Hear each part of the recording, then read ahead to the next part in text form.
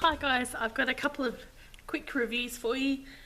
First up is Then by Maurice Gleitzman. This is the second book in the Once series. It tells a continuing story of Felix and Zelda as they are continuing to elude Nazi soldiers in the Second World War. They are sort of travelling in the forest and they are found by a Polish lady who takes them in and hides them, and they continue to live with her for a few months under assumed names. It was lovely to revisit this story. As always, Maurice Gleitzman's writing is beautiful. I was bawling at the end of this. I really wish I had discovered these or read them for school when I was younger, or at the age when they read them during school. I was a bit past it by then, because I can't help but feel that my adult view of the world, I guess, has taken a little bit away from the story. Particularly with the first book, I felt that Felix was very, very naive, and I just sort of kept on thinking in the back of my mind, how could he be so naive? But I am, as I say, reading this from an adult perspective, so I think that sort of, I guess, takes a little bit away from the story for me. But overall, just absolutely beautiful writing, terribly sad, and something that I think that everybody should read. I am looking forward to the third and the fourth books in the series. Once again, this was one of my, or once the first book in the series was part of the 1001 books to read, and I've just continued to read the rest of the series on my own as well. Next up is Monster Blood Tattoo, which is book one in the Foundling series. It's by D.M. Cornish. I believe this is the author's first book, and this is also another one of my 1001 children's books to read before I grow up.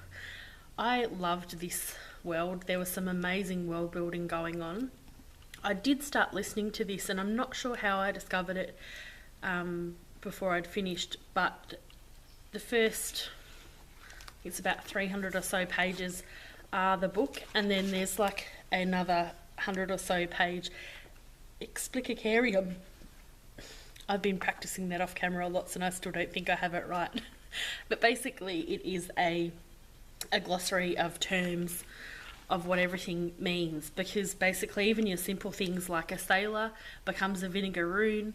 So there's lots of different things that are given other names, and just listening to that I sort of was a little bit confused at points, so it was really great to be able to pick up the book and give it a read. Plus, I mean, there are some absolutely gorgeous illustrations in the book as well, and just so I was really appreciative of being able to pick this particular book up and read it rather than just listen to it.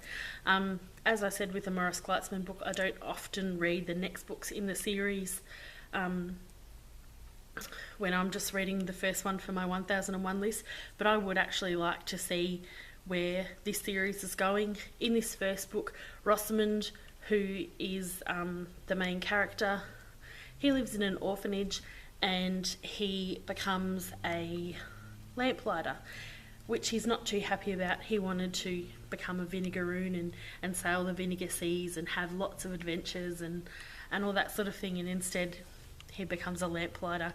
But it's either that or stay at the orphanage, so he chooses to become a lamplighter, and I guess that is where his adventure begins, because on his travels to the town where he's supposed to start work, he meets lots of fantastical creatures, has adventures, is kidnapped, escapes, has more adventures. So I really enjoyed, there was a lot going on. I didn't feel like it was slow at all at any point. There was always something happening, and as I said, I'm really looking forward to continuing this series and finding out where it's going to take me. So I definitely recommend giving this one a read. If you have already read it or you've read the rest of the series, let me know, because I'd love to have a little chat about it. And that, thank you for watching. Until next time, once again, happy reading. Bye.